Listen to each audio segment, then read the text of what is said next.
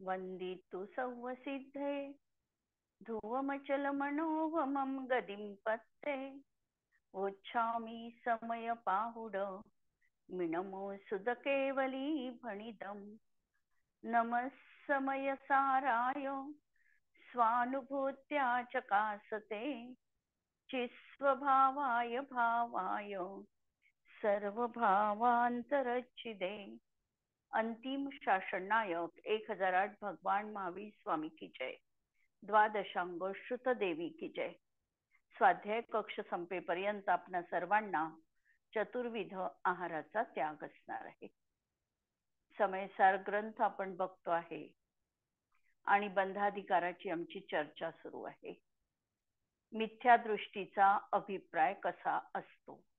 मिथ्या दृष्टीचा अभिप्राय जीवाला जगविण्याचा, मारण्याचा किंवा जीवाला सुखदुःख देण्याचा अशा प्रकारचा मिथ्या दृष्टीचा अभिप्राय असतो। आणि त्याला असं वाटतं की मीच सर्व परजीवांचं कर्तृत्व माझ्याकडे आहे आणि मीच हे कार्य संपन्न करतो आहे। अशा तऱ्हेचा हा मिथ्या अभिप्राय मिथ्या दृष्टीच्या जीवनात असतो, ज्याला अध्यवसान भाव असं म्हटलेलं आहे। जीवन आणि मरण याविषयीचा अध्यवसान भाव आम्ही बघितला आणि हिंसा किंवा जगविण्याचा परिणाम हा अध्यवसान भाव बघितला। यापैकी हिंसारूप अध्यवसान जो भाव आहे हा पापरूप भाव आहे आणि जीवन जगविण्याचा जो भाव आहे हा शुभरूप आहे।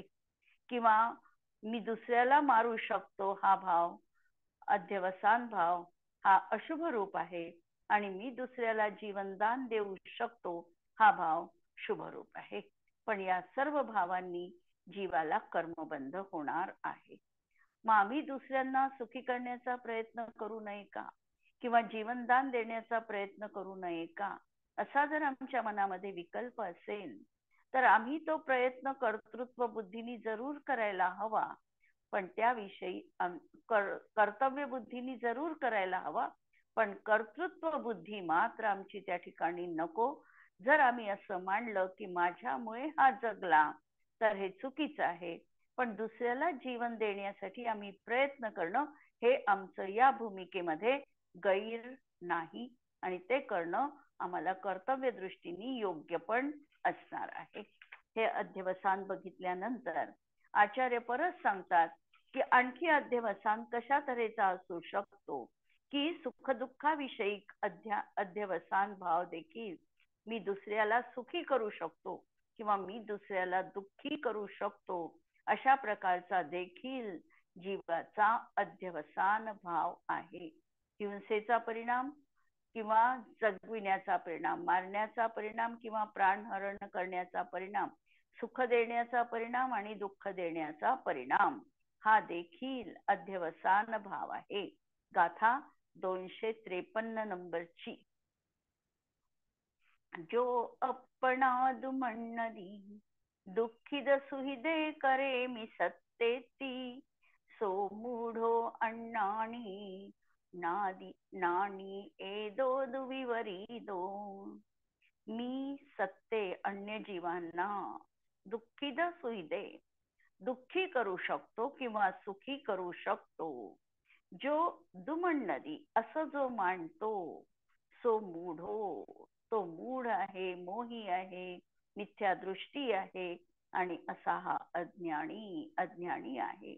नाणी तू एतोदी विपरीतो, ज्ञानी मात्र विपरीत मानतो, अर्थात ज्ञानी असं मानत नाही।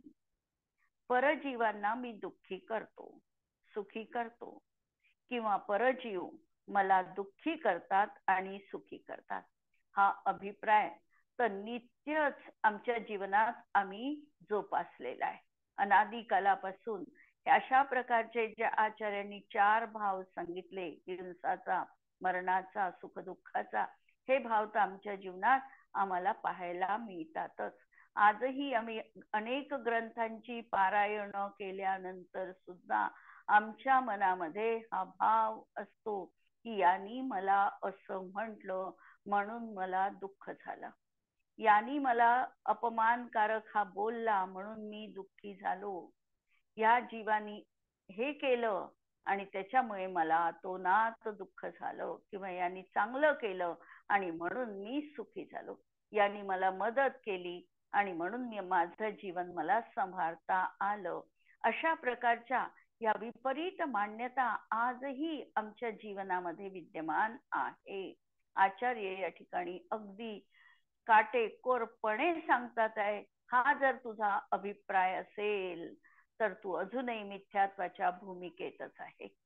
म्हणून टीका पहा की परजीवांना मी दुःखी करतो किंवा सुखी करतो, किंवा परजीव मला दुःखी करतात आणि सुखी करतात, असा अभिप्राय. या ठिकाणी अभिप्राय हा शब्द वापरला म्हणजे सुखी करू नये असा अर्थ नाही आहे त्याचा.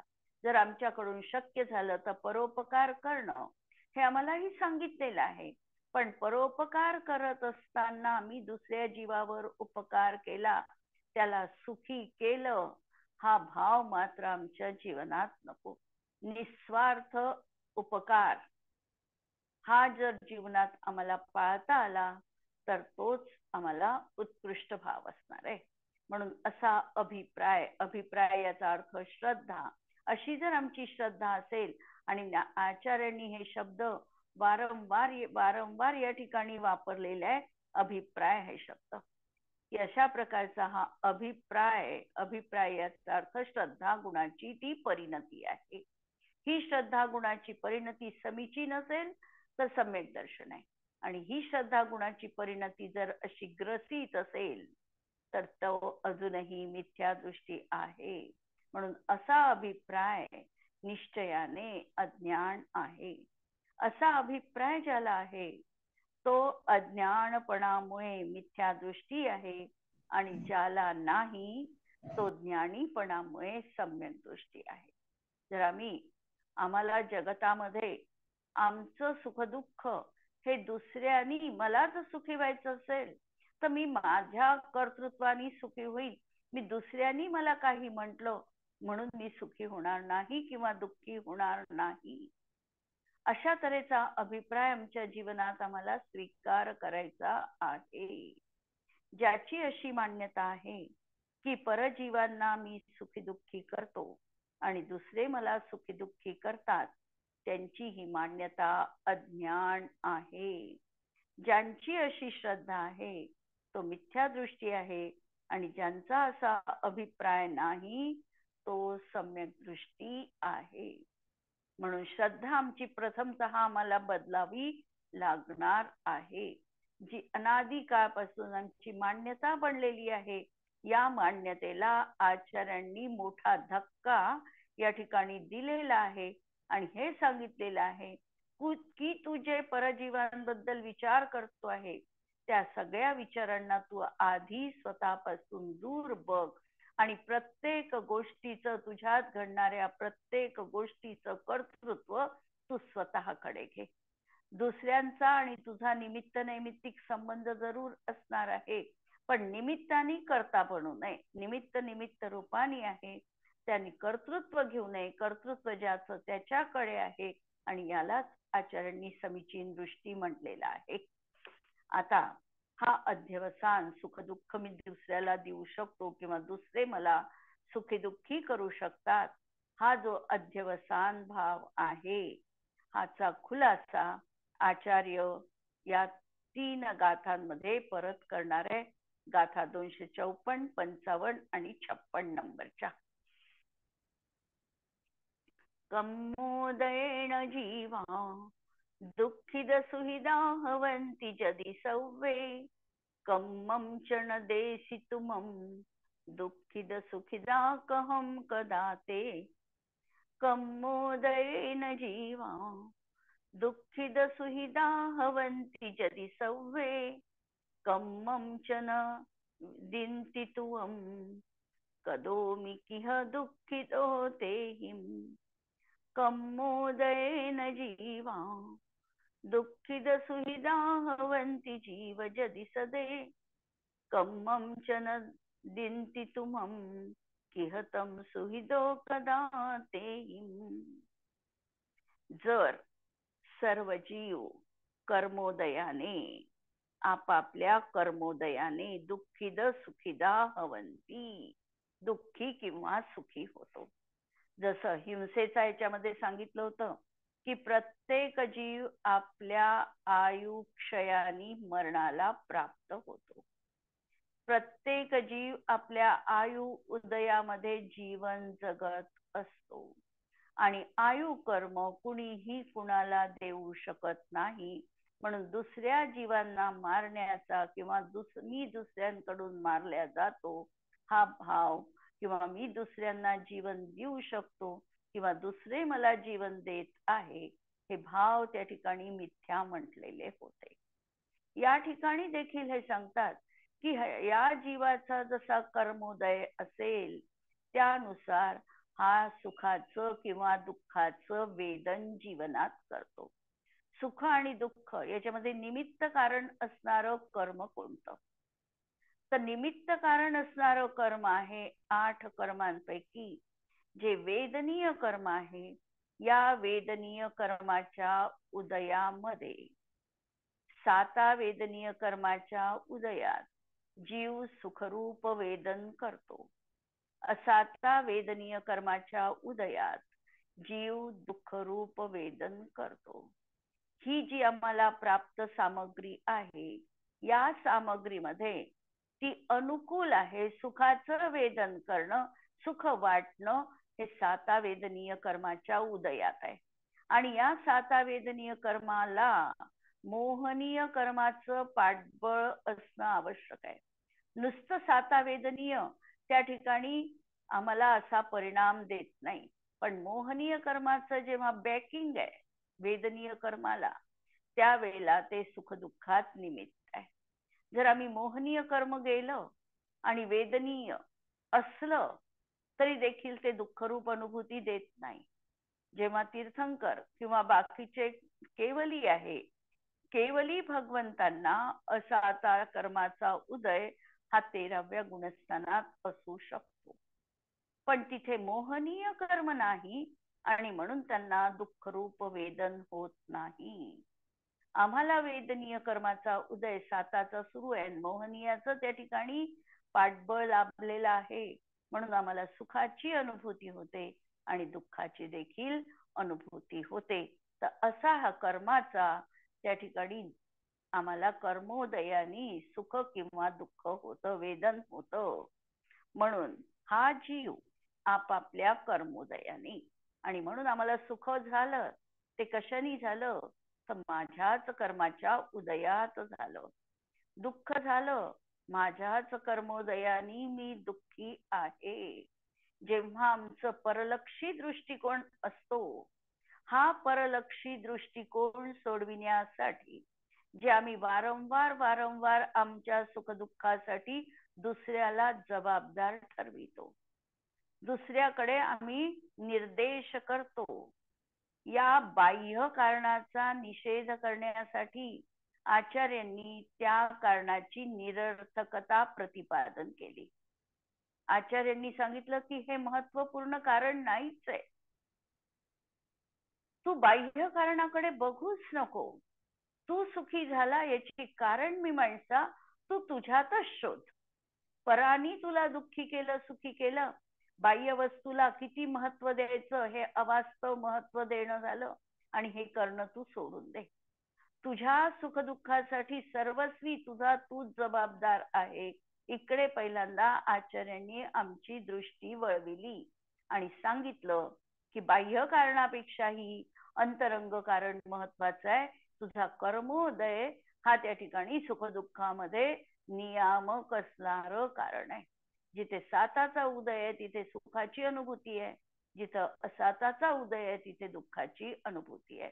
बाह्य वस्तू या केवळ निमित्त मात्र आहे. बाह्य वस्तू कितीही चांगली असेल तरी आम्हाला त्याच्यात सुख वाटेलच असं नाही. म्हणून बाह्य वस्तूचा आणि सुखाचा संबंध नाही. सुखदुःखाचा संबंध जो आहे तो आमच्या अंतरंग परिणामाशी आहे, कर्मोदयाशी आहे.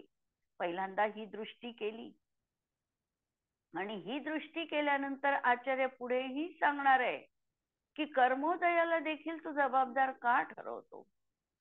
तुझ्या सुखदुःखासाठी सर्वस्वी तुझा तूच जबाबदार आहेस, कारण तू त्याच्यामध्ये तशा प्रकारची मान्यता करतो आहे आणि ते तुला सुख वाटतं आहे. म्हणून दोनही अंतरंग कारणामध्ये, म्हणजे आम्हाला 3 तऱ्हेची कारण जीवनामध्ये दिसतात. एक दिसतं ते बाह्य निमित्त कारण. बाह्य निमित्त कारण कार्याचं नियामक नाही. ते असताना कार्य निश्चितपणे घडेलच याची खात्री नाही. कार्य घडेलही अथवा घडणारही नाही. म्हणून बाह्य कारण कोणत्याही गोष्टीमध्ये महत्वाचं नाही. पहिलं एक कारण सांगितलं, पण बाह्य कारणामध्येच आम्ही अडकून बसलोय आणि त्याच्यापासून सोडविण्यासाठी आचार्यांनी अंतरंग कारण सांगितलं, कर्मोदयाचं. आयुक्षयामध्ये पण तसंच सांगितलं की तू आयुच्या उदयामध्ये जगतो आहे, आयुच्या क्षयामध्ये तुझं मरण आहे. म्हणजे कर्मोदय हे त्या ठिकाणी अंतरंग निमित्त कारण हे महत्वपूर्ण आहे हे दाखविलं आणि त्याची नियामकता देखील सांगितली. एखाद्याने मारण्याचा परिणाम केला तरीही समोरची व्यक्ती त्याच्या चिंतनाने किंवा त्याच्या उपायाने मरेलच असं नाही. तिचा जर आयुक्षय झाला असेल तर ती मरेल, अन्यथा कोटी उपाय केले तरीही ती जीवित राहील. म्हणून बाह्य कारणापासून सोडविण्यासाठी आमची दृष्टी अंतरंगामध्ये वळवली, अंतरंग कारणावर विचार करायला आचार्यांनी आम्हाला बाध्य केलं. हेच या ठिकाणी सांगत आहे की आपल्या कर्मोदयामध्ये सुखी आणि दुःखी होतो आणि तू ते कर्म दुसऱ्याला देत नाही. आणि कोण कुणाला कर्म देऊ शकणार आहे? कर्म तर ज्याचं त्यांनी बांधलेलं आहे आणि त्याचा उदय सुरू आहे आणि तो उदय पण आम्ही काही काळपर्यंत रोखू शकत नाही. आम्ही त्याच्यामध्ये स्थित्यंतर घडेल, कर्मशास्त्र वेगळं सांगेल, पण त्या ठिकाणी कर्माचा उदय जो आहे तो कर्माचा उदय येणारच आहे आणि आम्ही दुसऱ्याला त्याचं कर्म देऊ शकत नाही. ते प्रत्येकाचं स्वतंत्र कर्म आहे. घरामध्ये 10 व्यक्ती आहे, 10 व्यक्तींचं देखील कर्म स्वतंत्र आहे. एक सारखी बाह्य परिस्थिती आहे, एक सारखं सगळ्यांना मिळत आहे, पण तरीही सुखदुःख रूप परिणाम प्रत्येकाचा वेगळा आहे. एवढंच नव्हे तर निगोदी जीवांचं उदाहरण आम्ही घेऊ शकतो. निगोदी जीवांचं तर शरीर एक आहे, अनंत जीव तिथे निवास करतात, एका समयात जन्म घेतात, एका समयात मृत्यूला म्हणजे ज्या समयी त्यांचं आयुष्य असेल तेव्हाच ते मरण पावतात. असं असताना देखील प्रत्येकाचं कर्म वेगवेगळं आहे, प्रत्येकाची आयु वेगवेगळी आहे. युगपत जन्म आहे अनंत जीवांचा, एका समयात जन्म आहे, पण प्रत्येकाचं सुखदुःख परिणामही अलग अलग आहे. प्रत्येकाचा कर्माचा भोग अलग अलग प्रकारचा सुरू आहे. यावरून आम्हाला कर्म सिद्धांताची महती तिथे पटते. म्हणून कर्मोदय हा म्हणजे कर्म कुणीही कुणाला देऊ शकत नाही. तर ते जीव तुझ्या करवी दुःखी किंवा सुखी कसे केले गेले, जर तू दुसऱ्यांना कर्म देऊ शकत नाही तर तू कसं काय म्हणू शकतो की मी याला सुखी केलं किंवा मी याला दुःखी केलं? कारण सुखी आणि दुःखी होण्याचं अंतरंग निमित्त कारण आहे त्याचं कर्माचा उदय, आणि कर्माचा उदय तर आम्ही त्याला दिला नाही आणि म्हणून आम्ही हे म्हणू शकत नाही की माझ्यामुळे तो जीव सुखी झाला किंवा माझ्यामुळे तो दुःखी झाला. दुसरं सांगितलं, जर सर्व जीव आपापल्या कर्मोदयाने सुखी आणि दुःखी होतात आणि जर ते जीव तुला कर्म देत नाही तर त्यांच्याकडून दुःखीत कसा केला गेलास? 2 गाथा स्वतंत्र सांगितल्या. दुःखाची एक सांगितली आणि सुखाची, पहिली सामान्य सांगितली, सुख दुःख देऊ शकत नाही, सामान्य गाथा सांगितली आणि मग त्याच्यामध्ये परत विश्लेषण केलं की तू दुःखही देऊ शकत नाही आणि तिसऱ्या गाथेमध्ये सांगितलं की तू त्यांना सुख देखील देऊ शकत नाही. तर त्यांच्याकडून दुःखीत कसा केला गेलास. आणि जर सर्व जीव आपापल्या कर्मोदयाने सुखी आणि दुःखी होतात आणि जर ते जीव तुला कर्म देत नाहीत तर त्यांच्याकडून तू सुखी कसा केला गेलास. टीका पहा. जीवाचे सुख दुःख आपापल्या कर्माच्या उदयानेच होतात. कितीही आम्हाला एखाद्यावर निस्सीम प्रेम असलं आणि तो दुःखात आहे, आपत्तीत आहे, असं पाहताना आम्हाला त्याचं दुःख आम्ही वाटून घ्यावं असंही वाटलं तरीही कोणतीही व्यक्ती आपली वेदना दुसऱ्याला देऊ शकत नाही आणि आम्ही पण ती वेदना घेऊ शकत नाही. ही अपरिहार्य वस्तुस्थिती आम्हाला नजरेआड करता येत नाही. म्हणून जीवाचं सुख दुःख आपापल्या कर्माच्या उदयानी होते. कारण कर्मोदयाच्या अभावी त्याची सुखदुःखाची उत्पत्ती अशक्य आहे. स्वकर्म दुसऱ्याकडून दुसऱ्याला देणं शक्य नाही. कारण कर्म आपापल्या परिणामाने प्राप्त होण्यायोग्य आहे. जसा ज्या जीवाचा परिणाम होईल त्या रीतीने त्याला कर्मबंध होणार आहे. कर्मसिद्धांत आमचा इतका काटेकोर, व्यवस्थित आणि वैज्ञानिक आहे की आमच्या तत्वार्थ सूत्राच्या 6व्या अधिकारामध्ये आचार्यांनी या सगळ्या कर्माच्या कारणांची मीमांसा केलेली आहे. आम्हाला जीवनात ज्ञानावरण दर्शनावरण कर्माचा बंध का होतो. आचार्य सांगतात की तत्प्रदोष निन्नव मात्सर्यानंतराया साधनोपघाता ज्ञान दर्शनावरणयोः. ज्ञानावरण आणि दर्शनावरण कर्म आम्ही जीवनात बांधतो कारण तत्प्रदोष त्या ज्ञान दर्शनावर आम्ही आवरण टाकतो. दुसऱ्याला आम्हाला जे येतं ते आम्ही सांगत नाही, शिकवत नाही. आमच्या अंतरंगात मात्सर्य भाव आहे आणि या सगळ्या गोष्टींमुळे आमच्या ज्ञानावरण आणि दर्शनावरण कर्माचा बंध आम्ही करतो आहे. नंतर सांगितलं दुःख शोक तापा क्रंदन वध परिदेवान्य नान्यात्म परोभय स्थान्य सद्वेदस्य. सद्वेदस्य वेदनीय कर्माच्या आश्रवाच्या कर्म म्हणजे कर्माचे कारण सांगताना हे सांगितलं. दुःख शोक आक्रंदन हे सगळं संताप ह्या सगळ्या कारणांनी आम्ही अशुभ कर्माचा अशुभ वेदनीय कर्माचा आश्रव करत आहे. तर या सगळ्या कारणांची मीमांसा आम्हाला केलेली आहे. आमचे परिणाम आम्ही कसे सांभाळायचे याविषयी देखील गाईडलाईन आम्हाला दिलेली आहे. आणि म्हणून या 6व्या अध्यायाचं पारायण तर आमच्या जीवनात आमच्या परिणामांना सांभाळण्यासाठी अत्यंत आवश्यक आहे. म्हणून आम्हाला जे काही कर्म उदयात आज येतात आहे ते आम्हीच उपार्जित केलेले आमच्याच परिणामांनी ते आमच्याशी परस्पर अवगाह रूपाने बांधलेली आमचंच ते सगळं काही आहे. म्हणून आपापल्या परिणामानेच प्राप्त होण्यायोग्य आहे. म्हणून कोणी एक इतरांचे सुखदुःख करणे कोणत्याही प्रकारे कदापि शक्य नाही.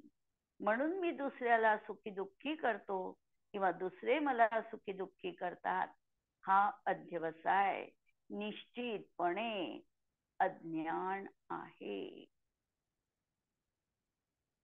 आचार्य पुढे सांगतात भावार्थामध्ये की जशी श्रद्धा अथवा समजूत आहे तसं कार्य होत नसेल तर ती समजूत आमचं अज्ञान आहे. एखाद्या वेळेला आमच्या मनामध्ये चुकीची कल्पना घर करून बसते आणि आम्ही असं वाटतो की यामुळेच हे घडलेलं आहे. पण जेव्हा तशा प्रकारे आम्हाला घडत नाही, त्याची उपपत्ती लागत नाही, त्याचा अन्वय योग्य तऱ्हेने आमचा बसत नाही, तेव्हा मग आमच्या लक्षात येते की अरे आज नागायत पर्यंत माझी ही जी मान्यता होती ही चुकीची आहे. मी असं ठरवलेलं होतं पण मी ठरवलं तसं कार्य घडलेलं नाही आणि तसं ते नेहमीच होतही नाही. तेव्हा आम्हाला पटतं की माझ्या ठरविल्यानी कार्य होईलच अशी खात्री नाही. तर ते कार्य होण्याची त्या समयातली उपादानगत योग्यता देखील असावी लागते, तरच ते कार्य संपन्न होणार आहे. जर त्याचं उपादानगत योग्यता नसेल तर ते कार्य जीवनामध्ये कधीही होणं नाही. म्हणून जशी श्रद्धा असेल अथवा समजूत असेल तसं कार्य होत नसेल तर ती समजूत आमचं अज्ञान आहे. सर्व जीव आपापल्या कर्माच्या उदयाने सुखी आणि दुःखी होतात. असं असताना जर कोणी असे मानेल की मी दुसऱ्याला सुखी दुःखी करतो, मी दुसऱ्यांकडून सुखविल्या किंवा दुखविल्या जातो, तर हे निश्चितपणे अज्ञान आहे. परत लक्षात घेण्यासारखी या ठिकाणी गोष्ट ही आहे की निश्चय नयाच्या प्रधानतेने हे कथन सुरू आहे. व्यवहारने सांगणार आहे की तू परस्परोपग्रहो जीवानाम, व्यवहाराचं सूत्र आहे. 5व्या अध्यायामध्ये कोणतं द्रव्य कोणत्या द्रव्यावर उपकार करतं, उपकाराची सूत्र आहे परस्परोपग्रहो जीवानाम. किंवा धर्मद्रव्याचा आपल्यावर उपकार काय, कालद्रव्याचा वर्तना परिणाम क्रिया परत्वा परत्वेच कालस्य. कालद्रव्याचा उपकार सांगताना हे सूत्र सांगितलं. आणि अशा तऱ्हेने व्यवहाराची भाषा आणि व्यवहाराचं कथन आणि निश्चयाचं कथन यामध्ये फरक असणार आहे. व्यवहार दृष्टीने संयोगिक पाहून परसापेक्ष कथन करणार आहे आणि ते त्या दृष्टीत समीचीन आहे. परसापेक्षतेच्या दृष्टीतून समीचीन आहे. आणि निश्चय आत्माश्रित कथन करणार आहे, त्या दृष्टीतून निश्चय हा सत्य आहे. निश्चय त्रिकाल सत्य आहे, व्यवहार तात्कालिक सत्य आहे. पण त्याला देखील आम्हाला जमेमध्ये धरायला पाहिजे, त्याला देखील योग्य तऱ्हेने आम्हाला स्वीकारायला पाहिजे. अन्यथा निश्चयाचा एकांती बनून आम्ही स्वैराचारी पण बनू शकतो. म्हणून हा निश्चय नयाचा पक्ष आहे आणि व्यवहार नयाच्या पक्षाने पण आम्ही विचार करायचा आहे. एखाद्याचा साताचा उदय असताना त्याच्या हितशत्रूंनी काहीही उपाय योजले तरी ते त्याला दुःखी करू शकत नाही. आणि असाताचा उदय असेल तर त्याचे आप्तेष्ट मित्र यांनी कितीही केले तरी ते त्याला सुखी करू शकत नाही. दुसऱ्याचं सुखदुःख जीवित मरणादी आपण केल्याने होते अशी मान्यता असूनही वस्तुतः हा त्यांचे सुखादी करू शकत नाही. मान्यता तर आमच्या खूप खूप विपरीत असू शकतात, पण आमच्या मान्यता जेव्हा अशा फोल ठरतात तेव्हा आम्हाला कळतं की आम्ही चुकीच्या पद्धतीने विचार करत होतो. प्रत्येकाला सुखदुःखादी आपापल्या कर्मोदयानुसार प्राप्त होतात, कोणाच्या दिल्या घेतल्याने प्राप्त होत नाही. जर त्यांच्या केल्याने घडले असते तर सर्व काही त्याच्या इच्छेनुसार घडले असते. पण जशी मान्यता आहे तसं घडत नाही आणि म्हणून हे अध्यवसाय विकल्प खोटे आहे, अज्ञान आहे.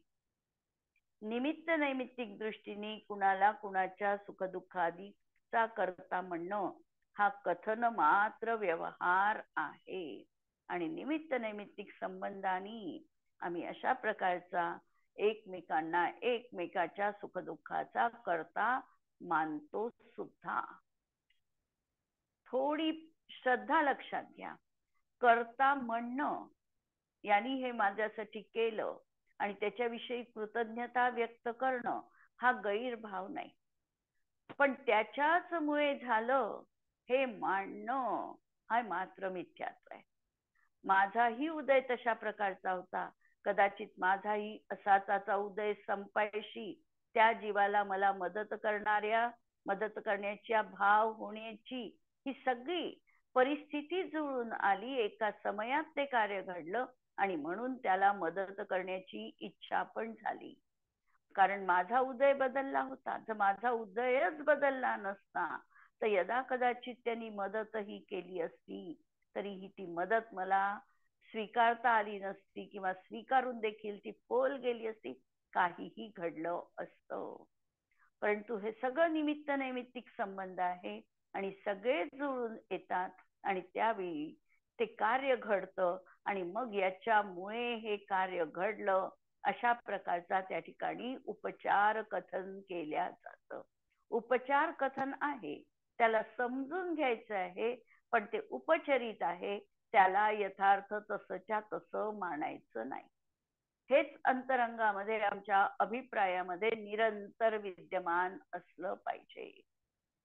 म्हणून याही ठिकाणी हे सांगतात आहे की सुखदुःखाचा करता म्हणणं हा कथन मात्र व्यवहार आहे. हा व्यवहार नयाचा विषय आहे आणि व्यवहार नय असं सांयोगिक कथन करतो, पण तो व्यवहार समीचीन म्हटल्या जातो ज्याला निश्चय अवगत आहे. जर त्याला निश्चयच माहिती नाही आणि केवळ एक व्यवहाराच्या बाजूनी हा सत्य आहे असं जर तो मानत असेल तर त्याचा तो व्यवहारही समीचीन व्यवहार नाही, तो व्यवहाराभासाच्या कोटीत जातो. कथनामध्ये आम्हाला नेहमी व्यवहाराची भाषा वापरावी लागणार आहे, पण भाषा वापरत असताना निश्चय काय आहे हे अभिप्रायात आमच्या असलं पाहिजे. अभिप्रायामध्ये असणं आणि कथनात असणं या दोन गोष्टी वेगळ्या आहे. अभिप्राय श्रद्धा गुणाशी संबंधित आहे आणि कथन प्रवृत्ती रूप आहे. कथनामध्ये व्यवहारच राहणार आहे किंवा तीच भाषा आम्ही समजू शकतो, जाणू शकतो आणि निश्चय जो आहे हा निश्चय आमच्या अंतरंगामध्ये ठसलेला असला पाहिजे. तर अशा तऱ्हेने हा व्यवहार आहे. निश्चय नयाच्या दृष्टीने तो अभूतार्थ म्हणजेच गौण आहे, सर्वस्वी मिथ्या नाही. निमित्त नैमित्तिक संबंधाने आहे, कथनचित आम्हाला तसं म्हणता येतं. आणि जर सर्वस्वी मिथ्या समजून बसेल तर तो स्वैराचारी बनण्याची जास्त शक्यता आहे. स्वच्छंद पापाचाराचा निषेध सर्वथा केलेलाच आहे आणि स्वच्छंद शुभ प्रवृत्ती याच्यामध्ये सुख देऊ शकतो आणि दुःख देऊ शकतो. मी दुसऱ्याला दुःख देऊ शकतो हा तर पाप भाव आहे आणि मी दुसऱ्याला सुखी करू शकतो हा शुभ भाव आहे. या दोन भावामध्ये निवड करायची झाली तर दुसरी म्हणजे मी शुभ भाव करू शकतो, दुसऱ्यांना सुखी करू शकतो, हा भाव अशुभ भावापेक्षा कथनचित उपादेय म्हटल्या जाणार आहे. पण अंतरंगामध्ये मात्र श्रद्धा आमची पक्की असावी लागते. म्हणून पापाचा तर सर्वथा निषेध आहे, शुभ भावाचा देखील कथनचित निषेध केल्या गेलेला आहे. तर या सर्व गाथांच्या अनुषंगाने तिन्ही चारी गाथा आणि 5-6 या गाथा ज्या झाल्या त्या अनुषंगाने आम्हाला जो प्रयोग स्वतःवर करायचा आहे की आमच्या प्रत्येक कृतीसाठी माझी मी स्वतः जबाबदार आहे. आज तागायत पर्यंत कर्मोदयाला आणि त्याही पेक्षा बाह्य कारणाला मी अवास्तव महत्व देत आले आहे. ही बाह्य कारणांची आता अवास्तवता कमी करून सर्वप्रथम त्याच्याकडे गौणत्व देऊन मला कर्मोदयाला थोडं प्राधान्य द्यायचं आहे आणि त्याही पेक्षा मला माझ्या स्वतःच्या उपादान कारणाकडे दृष्टी प्राप्त करायची आहे. हा प्रयोग या गाथांच्या अनुषंगाने आम्हाला करायचा आहे. आज आपण इथे थांबूया आणि उद्याला परत आपल्या क्लासला सुट्टी असणार आहे आणि परवाच्या दिवशी आपण परत कंटिन्यू करू. जिनवाणी के ज्ञान ते सूझे लोकालोक, सो जिनवाणी मस्तक नमून सदा देत हूँ भोग.